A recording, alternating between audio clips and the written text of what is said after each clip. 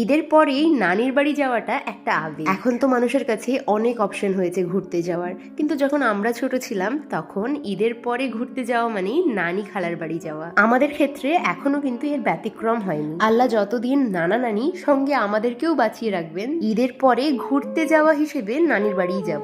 রাস্তায় যেতে একটা জায়গায় দাঁড়িয়ে বেশ কিছু খাবার দাবার নিলাম। ছোটতে যখন নানি বাড়ি যেতাম এরম কোনো একটা দোকানে খাবার কিনতে দাঁড়ালে কত কি বায়না করতাম। আসলে এত জিনিস বায়না করতাম, দুটো জিনিস কিনে দিলেও বাকিটা মায়ের চোখ দেখেই আমরা বুঝে যেতাম, তারপর সোজা হয়ে নানির বাড়ি চলে আসতাম। গ্রামের ভাঙা চোরা স্মৃতি মাখা সেই রাস্তাগুলো পেরিয়ে পৌঁছেই গেলাম নানির বাড়িতে। নানির বাড়ি গিয়ে আম পেড়ে মুখে ঘা করে নিয়ে এসে বাড়ি ফেরাটা ওটা কিন্তু পার্মানেন্ট, আমি জানি তোমরাও করতে। এই পার্টিটা দেখছো, এটা কিন্তু আমার নানির নিজের হাতে বোনা। এরম অনেক পার্টি নানি কিন্তু মাকেও দিয়েছে। এবার দুপুরে নানির হাতের খাবার দাবারের পালা। নানি নিজের হাতে বহু পদ রান্না করলেও